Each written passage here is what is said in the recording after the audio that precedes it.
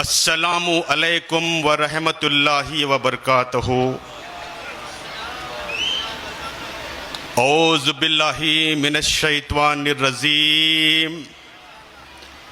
बिस्मिल्लाहिर रहमानिर रहीम। अल्लाहुम्मा सल्लि अला सय्यदिना शफीअना नबीना मौलाना मोहम्मदियों वबारिक वसल्लिम। दयास पर मौजूद तमाम नबी के उम्मती और दयास के नीचे बैठे हुए तमाम नबी के उम्मती, मैं फिर से एक बार आपको सबको फिर सलाम करना चाहता हूं। लेकिन मैं कन्नड़ जुबान बोलने वाला हूं, उर्दू मुझे उतनी नहीं आती, लेकिन फिर भी मैं आप तक पहुंचने की कोशिश करता हूं।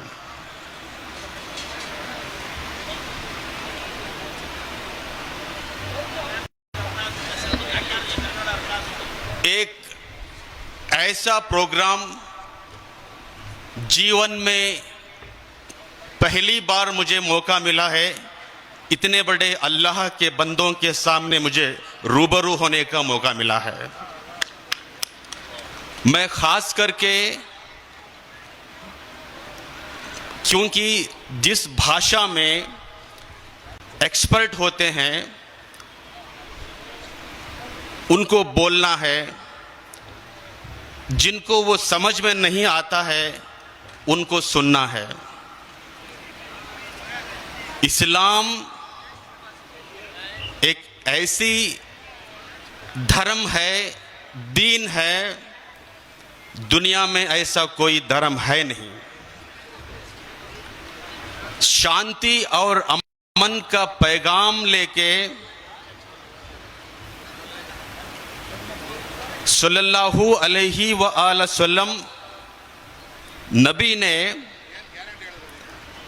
अरब के दरिंदों को पहले मुसलमान नहीं बनाया।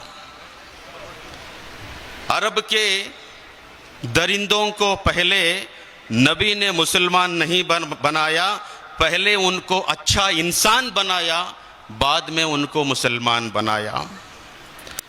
एक अच्छा इंसान ही एक अच्छा मुसलमान बनता है। इस्लाम को जानने के लिए, इस्लाम को समझने के लिए, इस्लाम को परखने के लिए मुसलमानों को मत देखिए, टोपी को मत देखिए, चेहरे को मत देखिए। इस्लाम को समझने के लिए कुरान को देखिए। इस्लाम को समझने के लिए नबी का उठना बैठना चलना, उनका अदब, उनकी बोली, उनकी जुबान, उनकी तहजीब, एक दूसरों से कैसे सलूट करना, नबी को देख के इस्लाम को जानिए, इस्लाम को समझिए।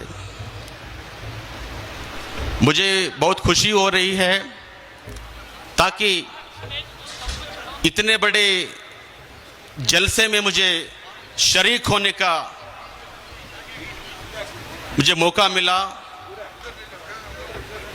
अभी अभी तशरीफ रखे विश्व वक्कलिगा समाज के महास्वामी जी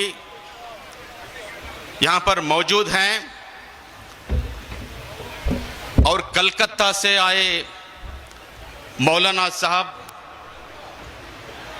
13 साल के पहले मैं कलकत्ता मौलाना जी का बयान सुनने के लिए गया था, नीचे बैठकर सुनता था। आज एक ऐसा मौका मिला है कोलकाता मौलाना जी का बयान उनके सामने बैठ के, उनके बाजू बैठ के मुझे सुनने का आज मौका मिला है। वो ऐसे उनकी जुबान, उनकी बोली, उनका जो बोलने का अंदाज, उसमें शक्ति बहुत है। वो पूरे माहौल को बनाते हैं, पूरे माहौल को इकट्ठे, जो उसको जोड़ते हैं।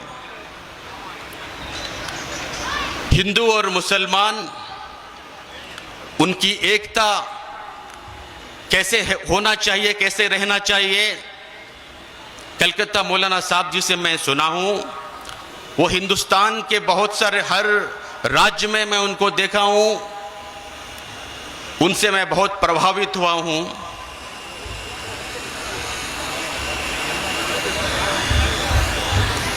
आना है तो आ राह में कुछ फेर नहीं, आना है तो आ राह में कुछ फेर नहीं, अल्लाह के घर में देर है पर अंधेर नहीं। आना है तो आ राह में कुछ फेर नहीं, अल्लाह के घर पे देर है पर अंधेर नहीं। जो कुछ भी तेरे दिल में है वो सब उसको खबर है, जो कुछ भी तेरे दिल में है वो सब उसको खबर है। बंदे तेरे हर हाल पे मालिक की नजर है, बंदे तेरे हर हाल पे उसका सीसीटीवी कैमरा है। जो तू नहीं कर पाएगा वो अल्लाह करेगा। जब तुझसे ना सुलझे हुए धंधे वो सब भगवान के इंसाफ पे छोड़ दे बंदे। जब तुझसे ना सुलझे हुए धंधे वो सब अल्लाह के इंसाफ पे छोड़ दे बंदे। तो हिंदू बनेगा ना मुसलमान बनेगा, इंसान की औलाद है, इंसान बनेगा। मालिक ने हर इंसान को इंसान बनाया, हमने उसे हिंदू या मुसलमान बनाया। कुदरत ने जो बख्शी थी हमें एक ही धरती, हमने कहीं भारत कहीं ईरान बनाया। जो तोड़ दे हर बंद वो तूफान बनेगा। तो हिंदू बनेगा ना मुसलमान बनेगा।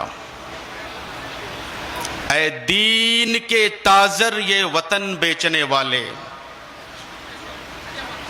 इंसान की लाशों के कफन बेचने वाले, ऐ महलों में बैठे हुए कातिल ये लुटेरे, तू भी एक दिन मौत का ऐलान बनेगा। तो हिंदू बनेगा ना मुसलमान बनेगा। मैं खास करके जीवन में पहली बार मुसलमानों के ऐसे जलसे में मुझे आने का मौका मिला है, तो जिंदगी की आखिरी सांस तक रहने तक मैं मुसलमानों का साथ दूंगा और मुसलमानों से कंधे मिला के मैं खड़े हो जाऊंगा। आज मेरा हौसला बढ़ाइए ताकि मैं आपके साथ में जुड़ने के लिए आया हूं। एक हकीकत की बात है कि इस हिंदुस्तान में 97% लोग हैं जो माइनॉरिटी, ओबीसी, दलित जो लोग हैं वो 97% हैं। वो सब लोग आपस में भाई और प्यार का भाईचारा है, लेकिन इस देश में 3% यहूदी लोग हैं जो हिंदू और मुसलमानों को अलग करना चाहते हैं। इस देश में वो 3% लोग हैं भारत के तहजीब को बिगाड़ना चाहते हैं। उन खतरनाक जहरीलों से हम लोगों को दूर रहना है। बड़ी अफसोस की बात होती है, कर्नाटक में कुछ ऐसे सियासत थी, ऐसे हुक्मरान थी, सुबह उठ गए तो हिंदू मुस्लिम हिंदू मुस्लिम हिंदू मुस्लिम हिंदू मुस्लिम, हलाल, हिजाब, 370, मुसलमान, दाढ़ी, आतंकवाद। कोई अरे भारत का भविष्य को बदलना है, तो भारत को डेवलपमेंट करना है, तो 30 करोड़ मुसलमानों को छोड़ के भारत को बदलाव नहीं कर सकते। कन्याकुमारी से लेकर कश्मीर तक और आसाम से लेकर गुजरात तक 30 करोड़ मुसलमान इस भारत में हैं। 30 करोड़ दलित हैं। जय मीम जय भीम 60 करोड़ हैं। लेकिन भारत में दलितों से ना इस्तीफा होती है। भारत में दलितों को मंदिर में प्रवेश नहीं दिया जाता। एक जमाने में भारत में दलित भाइयों की इतनी हालत बिगड़ी थी, गले में उनको एक लोटा बांध के सड़क में घूमना था ताकि उसमें ही उनको थूकना पड़ता था। कमर पे एक पत्ता बांध के उनको जाना पड़ता था ताकि उनके कदम, दलितों के कदम, खुद दलित उनके पत्ते मिटाना था। कोई होटल में दलितों को प्रवेश नहीं करते थे। होटल में कोई चाय उनको नहीं देते थे। होटल के बाहर जो ग्लास रखा जाता था वो ग्लास उठाया कि उसमें ही चाय पीना पड़ता था दलितों को। और स्कूल में दलितों को एंट्री नहीं देते थे। अंबेडकर को कितना तकलीफ दिया गया है, उनको अंदर आने तक नहीं दिया। स्कूल में उनको पानी तक छूने नहीं दिया। दलितों के साथ में इतना ना इत्तेफाक हुआ है। इसका मौजूद कौन? मुसलमानों ने कहा था दलितों से इस तरह बेइंसाफी करने के लिए। तो आज मुसलमान, मैं कलकत्ता मौलाना जी से मैं 13 साल के पहले सुना था, उन्होंने बोला था मुसलमान यहां के किराएदार नहीं है, मुसलमान यहां के हकदार हैं। अरे कर्नाटक में 6.5 करोड़ की आबादी है। 6.5 करोड़ की आबादी में मुसलमान 1 करोड़ हैं। 2011 में जनगणति जो किया गया था 76 लाख थी, आज मुसलमानों का 1 करोड़ है। दलित 2 करोड़ है। ओबीसी 3 करोड़ है। यहूदी सिर्फ 2% तक नहीं। कर्नाटक में, बेंगलुरु में फिर भी वो तोड़ना चाहते हैं, मरोड़ना चाहते हैं। आप ऐसे मुत्तहिद हो जाइए, एक हो जाइए, दलितों से मोहब्बत कीजिए। हिंदू धर्म में उनको मोहब्बत नहीं किया गया, मुसलमानों से मैं कहता हूं कि आप उनसे मोहब्बत कीजिए। दलितों का साथ आप दीजिए, आपका साथ दलित देंगे। दलित और मुसलमान मिलकर पिछड़ों का साथ दीजिए। पिछड़े दलित मुसलमान होके इकट्ठे होके इस देश की रक्षा करना है। आप सब मिलके एक हो जाएंगे तो इन यहूदियों का कुछ काम नहीं, यहूदी कांप जाएंगे।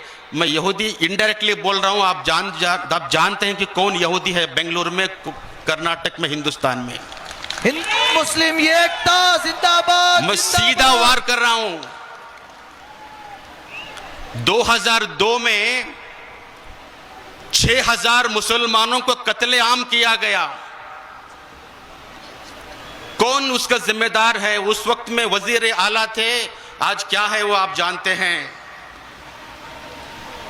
सारे एविडेंस को, सबूत को, गवाहियों को छुपाकर बेजुबान, मजलूम, यतीम, लावारिश, औरत, खवातीन, हजरात, मुसलमान लोगों को 2002 में कत्लेआम किया गया। मैंने बोला ना आपको, जो कुछ भी तेरे दिल में है वो सब उसको खबर है। अरे 2002 में जब तेरी हुकूमत थी, तेरे पास में वो कंट्रोलिंग था, तूने कंट्रोलिंग नहीं किया, कत्लेआम किया गया। साक्षी सबूत को तूने मिटाया होगा, लेकिन अल्लाह को सब कुछ पता है। कोर्ट को खरीदी किया होगा, पुलिस को खरीदी किया होगा, माहौल को खरीदी किया होगा, लेकिन मुसलमानों के जितने लोगों को कत्लेआम किया गया, कितने लोग बेवा हो गए, कितने लोग अपने बेटे को गुमा लिया है, कितने लोग अपने बच्चों को गवा लिया है, कितने लोगों के बदवा लगी होगी। ये 2 दिन की दुनिया है। 2 दिन की दुनिया में मैं उससे गुजारिश करना चाहता हूं, मैं नाम नहीं लेना चाहता हूं। हमारे कर्नाटक सरकार ने एक ऐलान किया बेलगांव के असेंबली में, जो भी हिंदू मुस्लिम बंटवारे की जो जुबान से बयान करता है उसको 7 साल अंदर करना पड़ेगा। हिंदू मुस्लिम हिंदू मुस्लिम हिंदू मुस्लिम, बुरखे के बारे में जो बात करता है, हिजाब के बारे में जो बात करता है, दाढ़ी के बारे में बात करता है, टोपी के बारे में बात करता है, मुसलमानों को छेड़ता है, इस्लाम के खिलाफ बोलता है, उन तमाम जालिमों के लिए कर्नाटक सरकार ने एक नया कानून लाया। अगली बार कोई मुसलमान का धर्म के नाम पे कुछ बोला, 7 साल उसको अंदर जाना पड़ेगा। सिद्धरामैया की सरकार को मैं मुबारकबाद देना चाहता हूं तमाम लोगों से। सिद्धरामैया ने वो काम किया है। कुछ लोगों को, कुछ पार्टी लोगों को वो अंदर से तकलीफ हो रही है, ये गलत है, अरे तुम गलत बोलते हो, इस देश में चैन नहीं, इस देश में शांति नहीं। सुबह उठ के टीवी देखा गया, मुझे जालिम का तारीफदार मेरी तारीफ नहीं कर सकता, मुझे जालिम का तारीफदार नहीं लिख सकता, कम से कम वो लाचार मुझे नहीं लिख सकता। जान हथेली पे लेके बैठा हूं, वो सच को इस देश का अखबार नहीं लिख सकता। तमाम टीवी चैनलों को खरीदी किया गया है, तमाम अखबारों को खरीदी किया गया है, तमाम ईवीएम मशीन को खरीदी किया गया है, कोर्ट को खरीदी किया गया है, वर्दी को खरीदी किया है, लेकिन अल्लाह सब कुछ देख रहा है। पूरे हिंदुस्तान में, कर्नाटक में, मैं नॉर्थ कर्नाटक से हूं, हावेरी, धारवाड़, गदग, कोप्पल, रायचूर, बेलगांव, बिजापुर, हुबली, धारवाड़, रायचूर, गुलबर्गा, मैं वहां का हूं। आज मैं एक शपथ कर रहा हूं, जब भी मुसलमान मुझे बुलाएंगे मैं आपके साथ में जुड़ता हूं। आज से मुसलमान अकेले नहीं है, आज से मुसलमानों के साथ में ऐसे 100 लोग स्वामी जी आपके साथ में हैं। तकरीबन 5000 स्वामी जी कर्नाटक में है। दलित के स्वामी जी है, ओबीसी के स्वामी जी है, मैं लिंगायत का स्वामी जी हूं। लेकिन बसवण्णा का मैं फॉलोअर हूं। बसवण्णा जी बोलते थे, इव नारव ಎಂದೆನಿಸದಿರಯ್ಯ, ಇವ ನಮ್ಮವನೆಂದೆನಿಸಯ್ಯ, ಕೂಡಲ ಸಂಗಮ ದೇವ, ಇವ ನಿಮ್ಮ ಮನೆಯ ಮಗನೆಂದೆನಿಸಯ್ಯ। ये कौन मत बोल, ये हमारा है। कलकत्ता के मौलाना हमारे घर के हैं, हमारे घर वाले हैं। कूडल संगम देवाय नमः, बसवण्णा जी ने बोला। मैं बसवण्णा का फॉलोअर हूं। कुरान में बसवण्णा के वचन में कोई डिफरेंस नहीं है।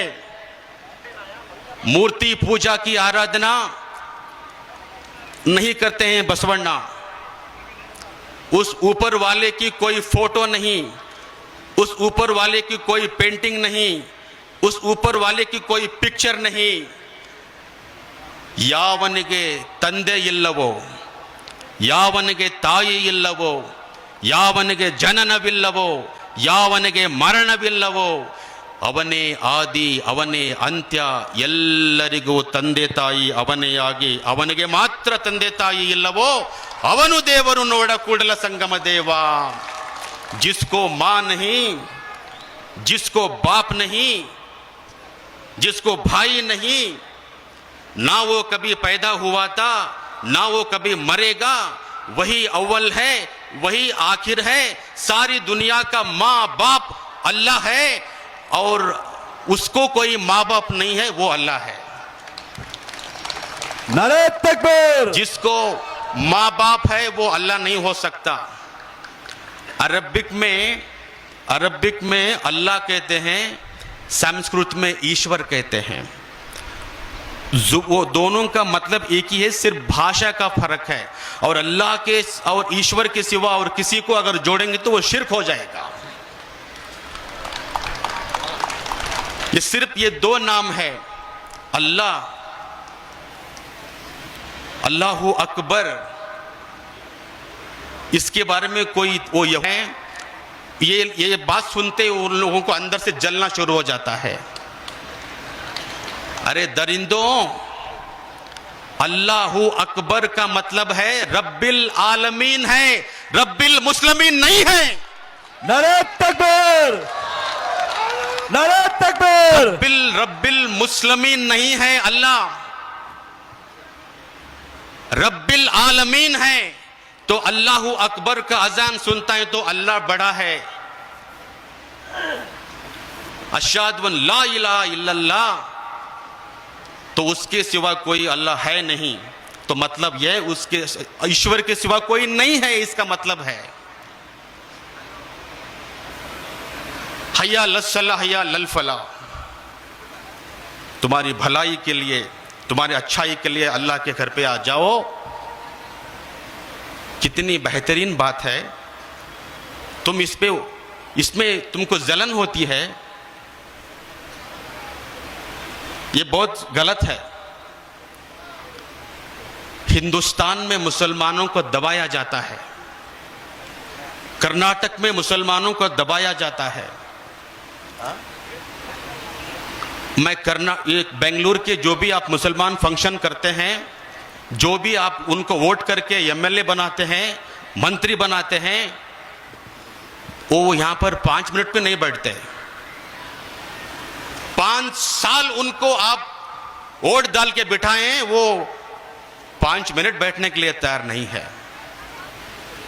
मैं गुजारिश करना चाहता हूं, आने वाले दिनों में आप जिनको हुकूमत दी है वो बैठना है, सुनना है, दिल से आना है। मुसलमानों के फंक्शन को ऑटोमेटिक जो वॉल क्लॉक होता है ऐसे आके जाना नहीं है, दिल से आइए। मुसलमानों के साथ में कंधे से कंधा मिलाना है। तो आने वाले दिनों में मैं तमाम दलित, तमाम पिछड़े, तमाम मुसलमान, इन लोगों को इकट्ठे करके उन यहूदियों से लड़ता हूं मैं आज से कर्नाटक में किसी मुसलमानों के ऊपर कोई उंगली नहीं कर सकता। हजरत टीपू सुल्तान रहमतुल्लाह अलैह, शेर मैसूर, दुनिया में हिंदुस्तान की आजादी के लिए लड़ने के लिए जो पहला अंग्रेजों के खिलाफ लड़ाई की वो टीपू सुल्तान हजरत है। और उनका नाम सुनते ही मुसलमानों के अंदर एक जोश पैदा होती है। ये जालिम, ये 3% यहूदी लोग आपकी जोश को खत्म करना चाहते हैं। रहमतुल्लाह अलैह के बारे में क्या क्या बात बोली जाती है। जब हजरत टीपू सुल्तान के बारे में ये यहूदी लोग बात करते हैं, दलित लोग आपकी आवाज नहीं उठाते। नबी के शान पे गुस्ताखियां जो होते हैं, सरतन से जुदा उसको कानून में मौका नहीं है, लेकिन वो आपका दिल की तड़प है, आपके जज्बे से खेला जाता है। लेकिन मैं ये कहता हूं, अंबेडकर की शान पे गुस्ताखियां करते हैं तो तब आपको रोड में आना पड़ता है। जब टीपू सुल्तान की शान में गुस्ताखियां होते हैं तो हम दलित भी बाहर आ जाते हैं आपके साथ में। दलितों को, ओबीसी लोगों को, मुसलमानों को किरायादार बनाता है, हम लोगों को गुलाम बनाया जाता है। ये आज से नहीं चलेगा, आने वाले दिनों में। मुसलमान भाइयों, बेफिक्र से आप हिम्मत से रहिए और आने वाले दिनों में हम सब लोग मिलके आपका हौसला बढ़ाएंगे। मैं नेक्स्ट जब आता हूं तो उर्दू सीख के आता हूं और आपका हिम्मत बढ़ाता हूं। तो लास्ट में मैं आज कलकत्ता मौलाना जी से मैं उनको सुनने आया हूं खास करके, लेकिन मुझे एक नज़म भी आपसे बोलना है, तो मैं 2 मिनट में उसको ख़त्म करना चाहता हूं। परमिशन देंगे आप मुझे बोलने के लिए? कुछ दिनों के पहले बोल रहे थे घर वापसी कर जाओ, मुसलमानों को बोल रहे हैं कि पहले आप हिंदू ही थे, आप आ जाइए वापस, घर वापसी बोल रहे थे। हाँ, हम मुसलमान को छोड़िए, मैं आता हूँ लिंगायत, हिंदू में मुझे कहाँ शामिल करोगे आप? ब्राह्मण, क्षत्रिय, वैश्य, शूद्र, हमको सबसे नीचे रखा जाता है, क्यों आना चाहिए हम लोग? आखिरी बंद। लेकिन ये इमरान प्रतापगढ़ी के नज़म में ये नहीं है, मैंने इसमें शामिल किया गया है। अरे कर्नाटक के मुसलमान 10 मुसलमान एमएलए हैं, 3 लोग एक जगह बट गए हैं। 10 मुसलमान एमएलए हैं और 4 एमएलसी हैं। सब लोगों को मुख्यमंत्री बनाते हैं, तो मुसलमान को कब मुख्यमंत्री बनाते हैं? 88% मुसलमान वोट करता है, फिर भी मुसलमानों को हुकूमत नहीं दिया जाता है। 20% वोटिंग किया जाता है, उनको मुख्यमंत्री देना चाहिए। 15% वोटिंग करते हैं, उसको मुख्यमंत्री पूछता है, लेकिन 88% मुसलमान वोट करता है, मुसलमानों को सीएम नहीं बनाया जाता है। राहुल गांधी जी, प्रियंका गांधी जी, इंदिरा, जो भी सोनिया गांधी जी, खरगे जी, एक बार मुसलमानों को भी कर्नाटक का मुख्यमंत्री बनाना चाहिए। मैं आज इस मंच से बोल रहा हूं, नहीं तो मुसलमान 10 जगह जीता होगा, 60 जगह मुसलमान जिताएगा। 60 जगह जिताएगा तो 10 जगह जीत के आएगा, तो 70 मुसलमान एमएलए करने की ताकत है। सरकार को उखाड़ के फेंकने की ताकत मुसलमान के पास है, सरकार को बनाने की ताकत मुसलमान के पास है। अगर मुसलमानों को आप इस तरह ही नीचे रखा गया तो आने वाले दिनों में मुसलमान क्या करना है वो जानता है। ओके, एक आखिरी जो इसमें वो नहीं है, लेकिन मैंने इसमें शामिल किया है आपका हौसला बढ़ाने के लिए। 10 मुसलमान एमएलए हैं, मैं उनको बोल रहा हूं, हम मुसलमान हैं, हम मुसलमान हैं, यूटी कादर है हम, कनिज फातिमा हम, यूटी कादर है हम, कनिज फातिमा हम, तनवीर सेठ हम, आसिफ सेठ हम, अरशद रिजवानो ये हारिस हम, अरशद रिजवानो ये हारिस हम, रहीम खान हम, इकबाल हुसैन, रहीम खान हम, इकबाल हुसैन, बीजड जामिर अहमद खान पठान, बीजड जामिर अहमद खान पठान, यासिर अहमद खान हम हैं पठान, यासिर अहमद खान हम हैं पठान। हम मुसलमान हैं, आप मुसलमान हैं। बहुत बहुत शुक्रिया। शरणो शरणो शरणार्थी। ओम श्री गुरु बसवलिंगाय नमः। ओम नमः शिवाय। श्री गुरुभ्यो नमः। शिवार्पणमस्तु। अस्सलामु अलैकुम व रहमतुल्लाहि व बरकातुहू। ये समाचार बुलेटिन प्रायोजित था Golden Gate PU college of science and commerce द्वारा। आपके सपनों का कॉलेज, आपके बेहतर भविष्य की पहचान। Naushin colony, Malgatti road, Gulbarga. साल 2025 और 26 के लिए एडमिशन शुरू हो चुके हैं। ये समाचार मैक्स मल्टी स्पेशलिटी हॉस्पिटल द्वारा प्रायोजित है, जो 24 घंटे 7 दिन आपातकालीन ट्रॉमा और क्रिटिकल केयर सेंटर है, और यह Hagarga circle, ring road, Gulbarga में सुविधाजनक स्थान।